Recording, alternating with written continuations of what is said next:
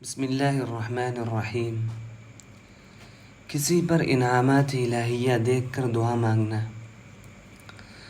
بھائی اب ہم آ گئے اپنے اس پرانے مطلب پر، یعنی کچھ بندوں کو جن کو اللہ تعالیٰ نے جذب فرمایا، ان کی داستان شروع کر رہا ہوں تاکہ ان کے صدقے میں دعا کر لوں۔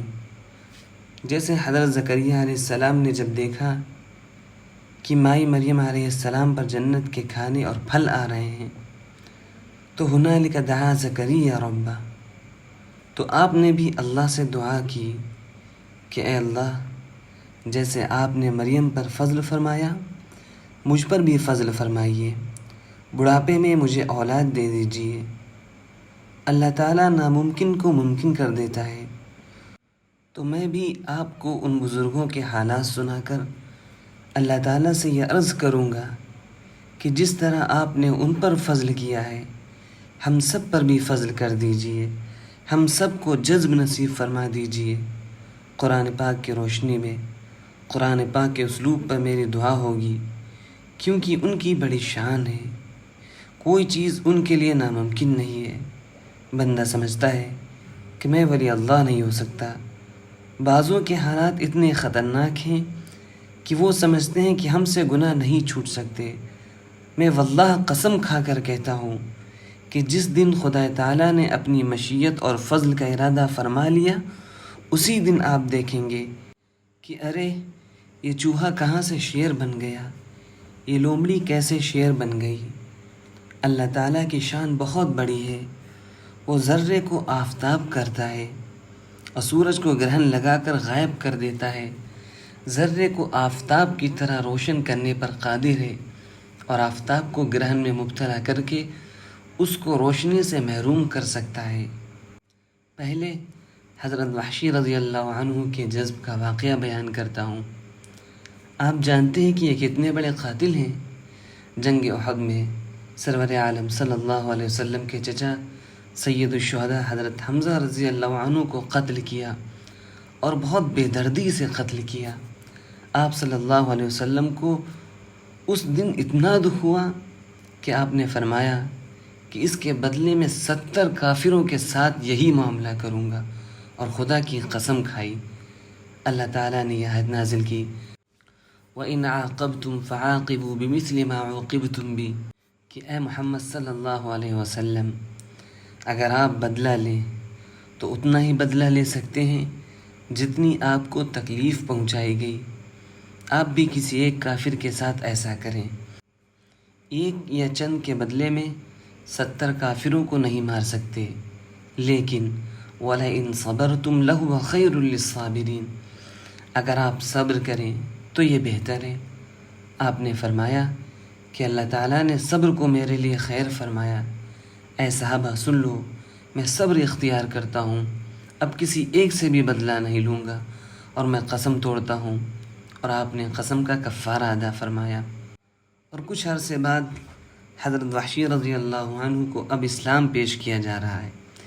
اس واقعے کو تفسیر خازن کے مصنف علامہ محمود نصفی رحمۃ اللہ علیہ نے جلد نمبر 4 صفحہ نمبر 59 پر، تفسیر معالم التنزیل کے مصنف محمد حسین بن مسعود الفرا البغوی نے جلد نمبر 4 صفحہ نمبر 83 پر، اور محدث عظیم ملا علی قاری نے برقات شرح مشکات جلد نمبر 5 صفحہ نمبر 149 پر بیان فرمایا ہے۔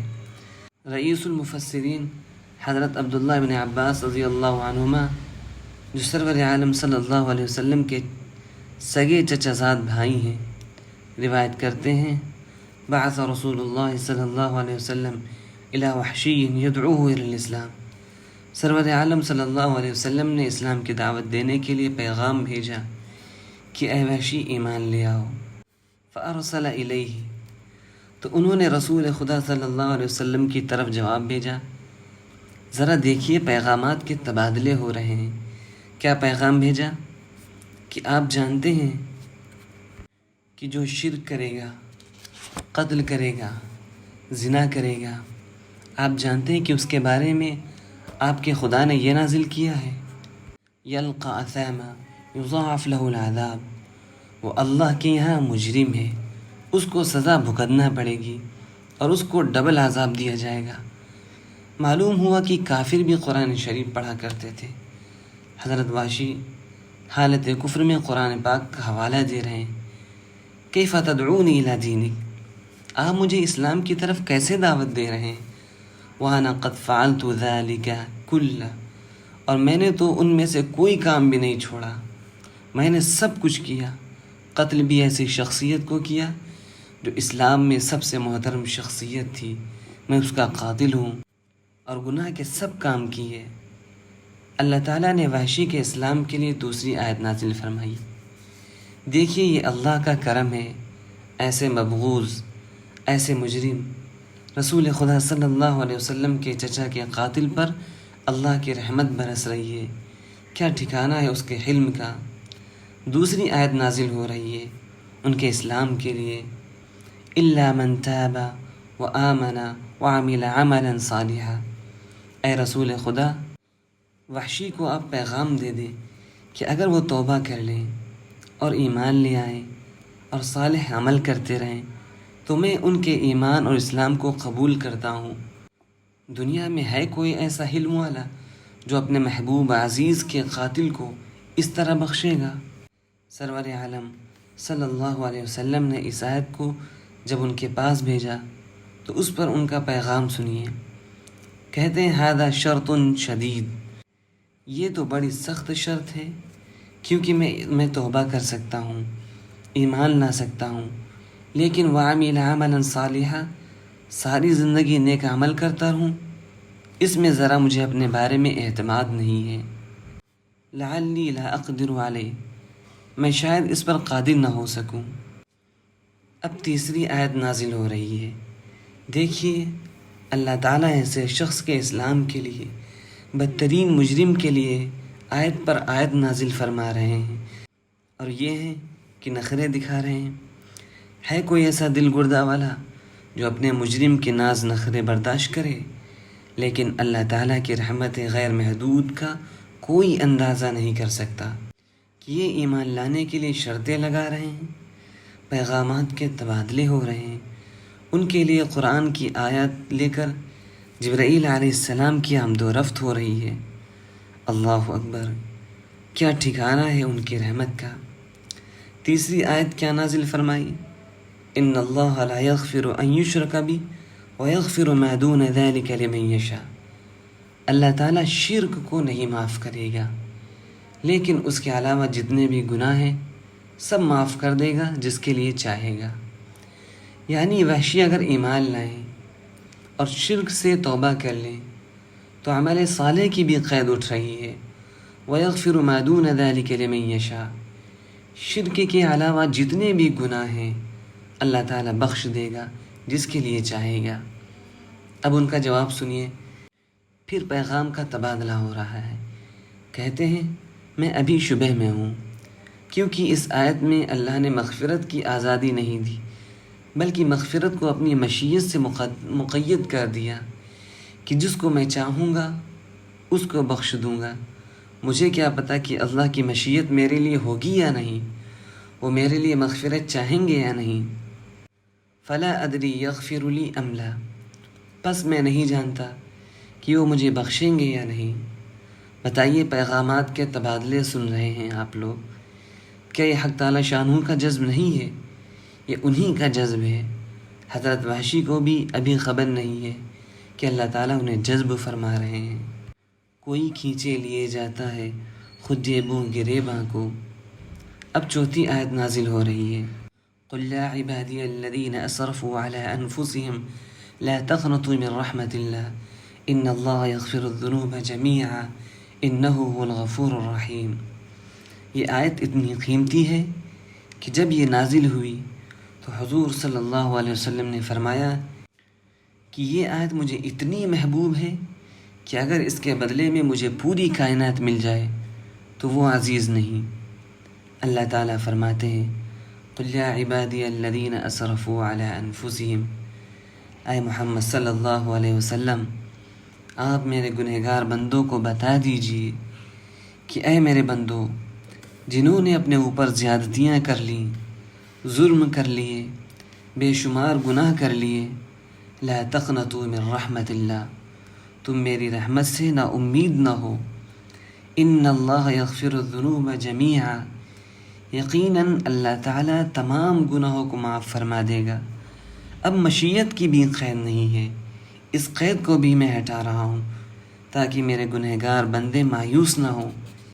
ان تاکید ہے، الذنوب پر الف لام استغراق کا ہے، یعنی کوئی گناہ ایسا نہ ہوگا جس کو اللہ تعالیٰ نہ بخش دے۔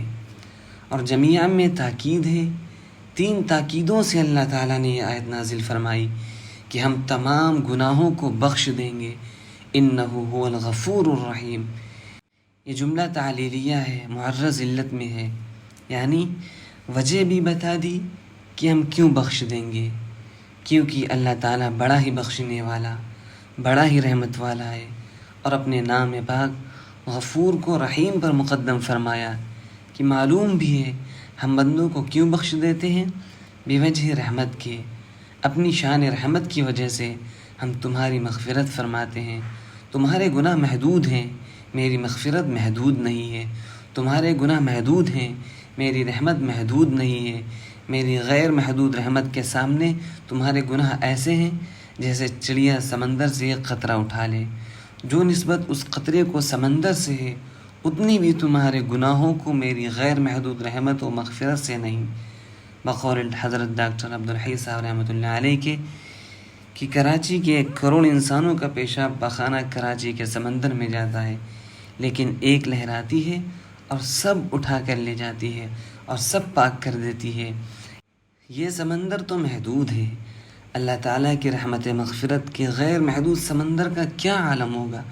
موج آئے گی اور انشاءاللہ تعالیٰ ہمارے سب گناہوں کو بہا لے جائے گی۔ اس آیت کے نزول کے بعد کیا ہوا؟ اب تبادلہ پیغامات کا نقشہ بدل گیا، حضرت وحشی کا کام بن گیا۔ کہا ہاں یہ بہت اچھی آیت ہے، فجاء واسلم، پھر آئے اور اسلام قبول کر لیا۔ صحابہ نے پوچھا کہ یا رسول اللہ، ھذا لہ خاصۃ ام للمسلمین عامہ، کیا یہ آیت وحشی کے لیے خاص ہے یا سارے مسلمانوں کے لیے ہے؟ آپ نے ارشاد فرمایا بل للمسلمین عامہ، قیامت تک کے لیے تمام مسلمانوں کے لیے اللہ کا یہ فضل عام ہے۔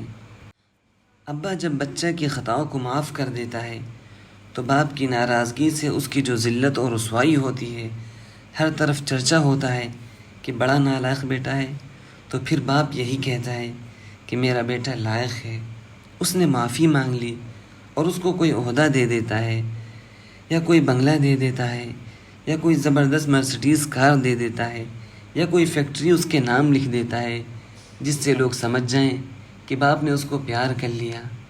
اب اللہ تعالیٰ بھی حضرت وحشی رضی اللہ عنہ کے نام ایک فیکٹری لکھ رہے ہیں، وہ کیا ہے؟ نبوت کا جھوٹا دعویٰ کرنے والا مسیلمہ کذاب، جس سے حضرت ابوبکر صدیق رضی اللہ عنہ کو جہاد کرنا پڑا، اس کو حضرت وحشی رضی اللہ عنہ سے قتل کرا دیا۔ اس وقت بہت سے بڑے بڑے صحابہ جرنیل تھے، لیکن یہ نعمت حضرت وحشی کے قسمت میں اللہ تعالیٰ نے لکھی۔ یہ شرف اللہ کو حضرت وحشی کو دینا تھا کہ میرا یہ بندہ قاتل حمزہ ہے، اسی کے ہاتھوں سے اب ایک ذلیل ترین شخصیت کو قتل کرا دیا جائے تاکہ اس کی عزت قیامت تک امت کے اندر قائم ہو جائے۔ ہم اپنے اس رسوا اور ذلیل بندے کی قسمت کو بدلنا چاہتے ہیں، ہم اس کی تاریخ بدلنا چاہتے ہیں، ہم اس کی تاریخ کو سنہرے حروف سے لکھوانا چاہتے ہیں۔ لہٰذا اس مسیلمہ کذاب کو حضرت وحشی رضی اللہ عنہ کے ہاتھوں سے قتل کرا دیا۔ اس کے بعد انہوں نے اعلان کیا کہ قتلت فی جاہلیت خیر الناس وفی اسلامی شر الناس، میں نے اپنے زمانے کفر میں، زمانے جاہلیت میں دنیا کے ایک بہترین انسان کو قتل کیا تھا، اور اپنے زمانے اسلام میں نے بدترین انسان کو قتل کیا جو نبوت کا دشمن تھا اور جھوٹا نبی بنا ہوا تھا۔ جس کو اللہ تعالیٰ اپنا بناتا ہے اس کی بگڑی کو بنانا اللہ تعالیٰ کے ذمے ہے۔ حسن کا انتظام ہوتا ہے، عشق کا یوں ہی نام ہوتا ہے۔ ذلت کو اللہ تعالیٰ نے کس طرح سے عزت سے تبدیل کر دیا۔ اس لیے دعا کر لیا کیجیے کہ اے خدا ہماری رسوائیوں اور ذلتوں کے اندھیروں پر اپنے آفتاب عزت کی کچھ شعاعیں ڈال دیجیے تاکہ ہماری ذلتیں عزتوں سے تبدیل ہو جائیں۔